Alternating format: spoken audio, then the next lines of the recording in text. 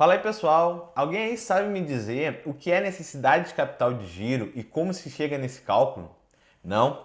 Tranquilo. No vídeo de hoje, eu, Victor Machado, criador da Machado Orientação Empresarial, vou responder essa pergunta junto com vocês. Vamos começar falando de capital de giro. Digamos que eu tenha comprado uma mercadoria por R$ 100 e pagarei daqui a 30 dias. A mesma mercadoria eu vendo por R$ 200 e receberei daqui a 60 dias. Sob o ponto de vista econômico, o meu lucro foi fantástico, certo? O problema é que eu pagarei o meu fornecedor bem antes de receber do meu cliente. E se eu não tiver dinheiro para segurar essa operação, mesmo tendo lucro, a minha empresa pode quebrar. Em poucas palavras, o capital de giro é isso, um dinheiro que permite que a sua operação consiga segurar a sua mercadoria em estoque e as vendas a prazo. De acordo com o que diz a Agência de Planejamento e Controle Treasury, a necessidade de capital de giro, NCG, é o valor mínimo que uma empresa precisa ter em dinheiro, em caixa, para garantir que a sua operação não pare por falta de recursos. E quando eu falo em operação, me refiro às atividades de compra, produção e venda de produtos ou serviços. Tá, e como calcular a necessidade de capital de giro de uma empresa? Para saber como calcular a necessidade de capital de giro, o primeiro passo é conhecer bem os prazos médios de pagamento e recebimento, os quais inclusive vão ser explorados no próximo vídeo aqui no nosso canal, certo? Bom, a título de esclarecimento, o prazo médio de pagamento é o tempo entre a data da compra e o pagamento efetivo ao fornecedor. Por exemplo, se sua empresa compra matérias-primas e paga o seu fornecedor em 2 vezes, uma mais uma, seu prazo médio de pagamento vai ser de 50% à vista e 50% em 30 dias. Faz sentido? Já o prazo médio de recebimento é o tempo entre a venda e o efetivo recebimento do cliente. Por exemplo, se a sua empresa vende parcelado em 3 vezes sem entrada, seu prazo médio de recebimento vai ser 33% em 30 dias, 33% em 60 dias e 34% em 90 dias. Esclarecidos os prazos médios, a fórmula da necessidade de capital de giro fica assim. Necessidade de capital de giro igual prazos médios de recebimento menos prazos médios de pagamento. Ou seja, se o prazo médio de pagamento que a empresa tem com seus fornecedores for maior que o prazo médio de recebimento que dá a seus clientes, provavelmente não terá grande necessidade de capital de giro. É o que chamamos de empresa financiada pelos clientes, ou também necessidade de capital de giro positiva.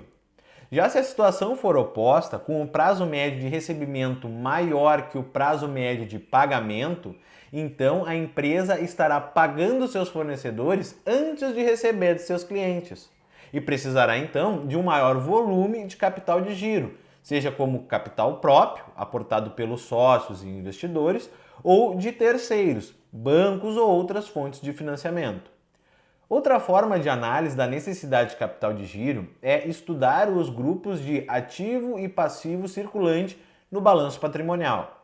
Ativo circulante operacional corresponde aos direitos da empresa oriundos das atividades operacionais, tais como clientes, estoques, ICMS a recuperar, adiantamento a fornecedores, despesas operacionais antecipadas, entre outros. Já o passivo circulante operacional corresponde às obrigações da empresa oriundas das atividades operacionais da empresa, tais como salários a pagar, ICMS a recolher, duplicados a pagar, provisões para IR, entre outros.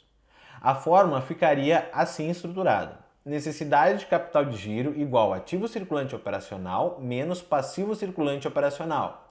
A primeira fórmula que vimos traz a necessidade de capital de giro da empresa em dias. Já essa outra fórmula traz a necessidade de capital de giro em reais, ou seja, quanto de capital de giro é preciso. Ambos os cálculos são importantes. O primeiro ajuda a entender qual o tempo médio em dias que a empresa fica com o dinheiro de seus clientes antes de pagar os fornecedores. Ou o contrário, quanto tempo fica devendo para os fornecedores antes de receber de seus clientes.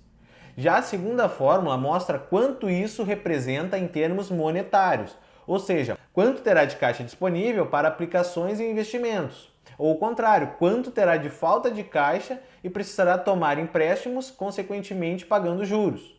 E não basta apenas calcular a necessidade de capital de giro, é preciso ter uma interpretação da necessidade de capital de giro, levando em consideração não só os resultados, mas também a estratégia geral da empresa. Necessidade de capital de giro positiva, a empresa terá um superávit de capital de giro, não necessitando de recorrer a bancos ou outras fontes de recursos. Necessidade de capital de giro negativa, a empresa tem um déficit de capital de giro, significando que parte do seu capital de giro vem de recursos de terceiros, o que pode levar a despesas com pagamentos de juros por este capital e, em alguns casos, demonstrar um quadro de risco associado ao negócio. Mesmo que a empresa tenha uma operação rentável e lucrativa e trabalhe com boas margens de lucro, a administração eficiente do capital de giro é fundamental para manter o fluxo de caixa da empresa saudável.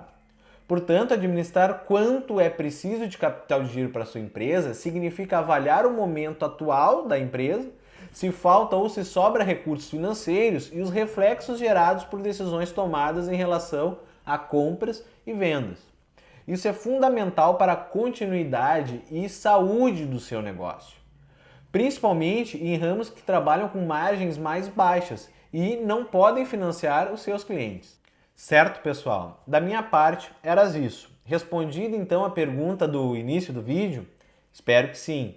Qualquer coisa, se algo não ficou claro, é só escrever um comentário com a sua dúvida aqui abaixo do vídeo que eu prometo, sem demora, lhe responder.